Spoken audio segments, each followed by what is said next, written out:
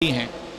اب ہم ان بڑی بڑی انگلوں والے لوگوں کے ساتھ نیکیوں کا موازنہ کیسے کر سکیں گے؟ ہم ان کی نیکیوں کا مقابلہ کیسے کر سکیں گے؟ لیکن اللہ تعالیٰ چاہتا ہے کہ کل قیامت کے دن ساری امتوں سے بڑا مقام اس امت کو رہے، کیونکہ یہ اللہ تعالیٰ کے حبیب پاک کی امت ہے۔ اللہ تعالیٰ کنتم خیر امت، قرآن شریف میں جو فرمایا گیا ہے تم بہترین امت ہو، تو اللہ تعالیٰ یہ ثابت کرنا چاہتا ہے دوسری امتوں پر کہ یہی بہترین امت ہے۔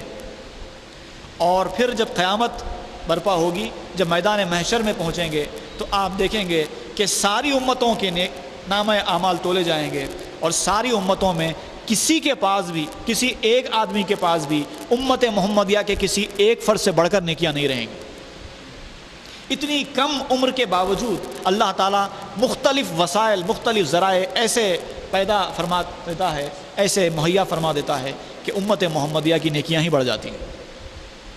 اور یہ جو مہینہ ہے رمضان شریف کا، یہ اللہ تعالیٰ کے اسی فضل خاص کے ظہور کا مہینہ ہے۔ اللہ تعالیٰ اس مہینے کے ذریعے ہمارے نیکیوں میں جو اضافہ فرما رہا ہے اس کا اندازہ خود ہم نہیں کر سکتے۔ اتنی بڑی برکتوں والا مہینہ اللہ تعالیٰ نے ہم کو دیا ہے۔ ایک بات یہاں پر وہ بھی ہے کہ جیسا کہا گیا ہے کہ نیکیوں کا جو درجہ ہے، نوافل کا، فرائض کا، دونوں الگ الگ ہیں، تو کتنا ہے؟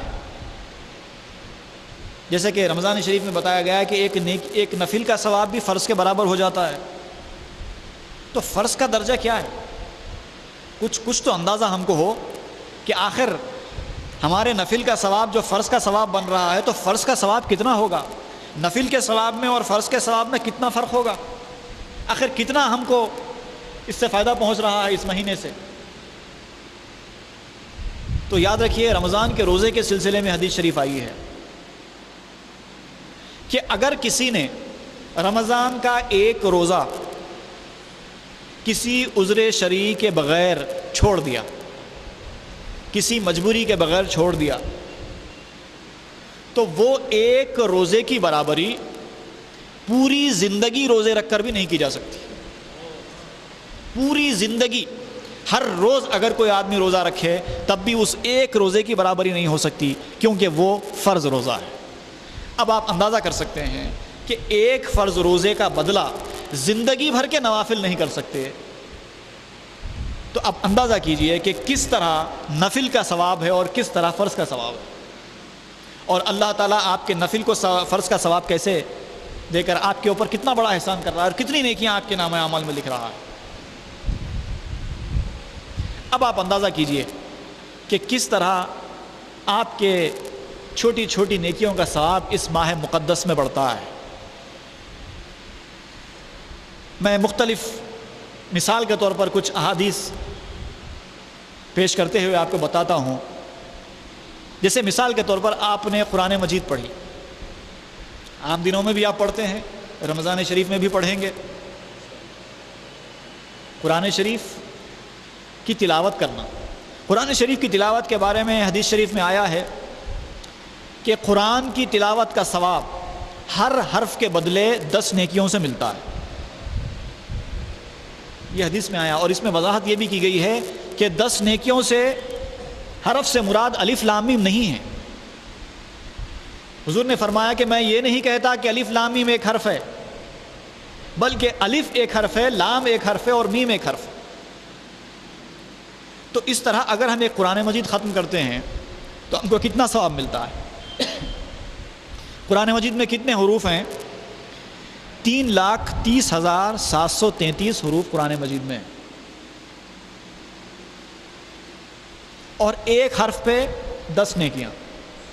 تو ہم قرآن مجید پڑھتے ہیں تو اللہ کا فضل و کرم اتنا ہے کہ ایک قرآن ختم کرتے ہی ہم کو 33,07,323 نیکیاں مل جاتے ہیں۔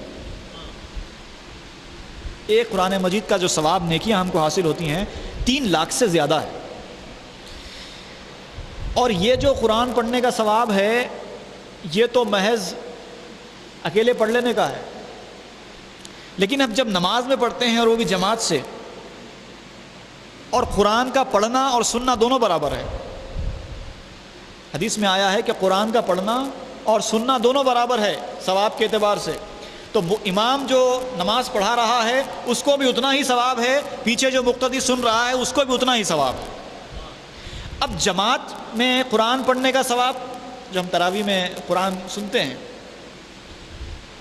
حدیث شریف میں آیا ہے کہ اکیلے پڑھی جانے والی نماز سے جماعت میں پڑھے جانے والی نماز کا ثواب 27 درجے زیادہ ہوتا ہے۔ تو ہم کو پہلے ہی کتنا ثواب مل رہا تھا؟ 33,07,330 نیکیاں مل رہے تھے، اب اس کو ہم 27 سے ضرب دے لیتے ہیں، وہ جا کر ہو جائے گا 8,92,97,910، یعنی کہ قریب 9 کروڑ نیکیاں۔ صرف ایک قرآن آپ تراویح میں سنتے ہیں تو آپ کو کم سے کم ہے، یہ میں تمام تفصیلات بیان کرتے ہوئے، تمام نیکیوں کا تذکرہ کرتے ہوئے نہیں کر رہا ہوں، صرف اختصار کے ساتھ بیان کر رہا ہوں۔ صرف ایک قرآن تراویح میں سننے کا اس مہینے میں ثواب آپ کو چلے جاتا ہے قریب 9 کروڑ نیکیاں، اور یہ بھی رمضان کے علاوہ ہے۔ قرآن آپ جب جماعت کے ساتھ سنتے ہیں عام دنوں میں تو اتنے نیکیاں ملتے ہیں، رمضان میں ہر نیکی کا ثواب 70 گنا زیادہ ہو جاتا ہے، ہر نیکی کا ثواب رمضان میں 70 گنا زیادہ ہو جاتا ہے۔ اب جو نتیجہ ہم کو حاصل ہوا ہے اس کو ہم 70 سے ضرب دیں گے، انٹو 70 کریں گے، تو آپ کا ثواب پہنچ جائے گا 625,08,53,700۔ آپ کیا کر رہے ہیں؟ خاموش کھڑے ہیں، اللہ اکبر کہہ کر نماز میں شامل ہیں اور خاموش کھڑے ہیں، کچھ نہیں۔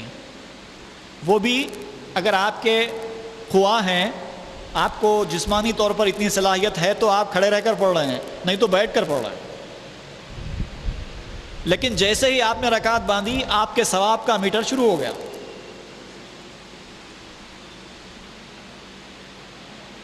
تو یہ جو ثواب آپ کو تراویح میں حاصل ہوتا ہے یہ پہنچ جاتا ہے 625 کروڑ۔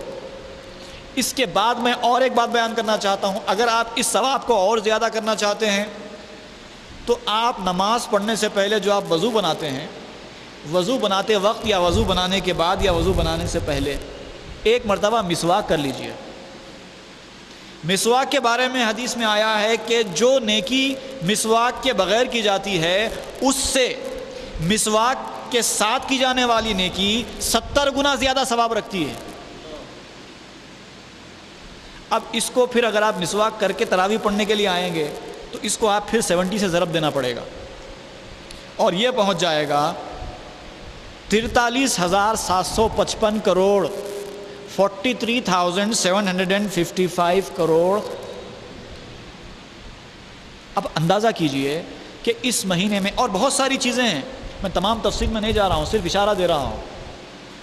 ابھی یہ ہے کہ امامہ بن کے پڑھی جانے والی نماز اور دیگر کئی باتیں ہیں، اس کے ساتھ درجے بڑھتے ہی جاتے ہیں بڑھتے ہی جاتے ہیں۔ یہیں پر ہم کو حساب کرنے میں پرابلم ہو رہا ہے، اور کتنا حساب کریں گے؟ تو گویا کہنے کی بات یہ ہے کہ اللہ تعالیٰ اس مہینے میں امت محمدیہ پر اتنا مہربان ہے کہ کہتا ہے کہ لیتے جاؤ لیتے جاؤ، ایک نیکی کرو اور کروڑوں میں نیکی لیتے جاؤ۔ ہمارے پاس نیکیوں کی کمی نہیں ہے، ہم تو دینے کے لیے یہ مہینہ لائے ہیں۔ ہم تو چاہتے ہیں کہ امت محمدیہ کا ہر فرد اس مہینے کے انوار و برکات سے جی بھر کے فیضیاب ہو جائے۔ اور پھر ایک بات یاد رکھیے، عام طور پر ہوتا یہ ہے کہ جب بھی کوئی اچھی چیز ہم کو ملتی ہے تو اس کا حاصل کرنا ہم کو دشوار ہوتا ہے، یہ دنیا کا ایک دستور ہے۔ ایک مثال دیتا ہوں، میں نے اس سے پہلے بھی کئی مرتبہ میری تقاریر میں یہ مثال دی ہے تاکہ بات اچھی طریقے سے سمجھ میں آ جائے۔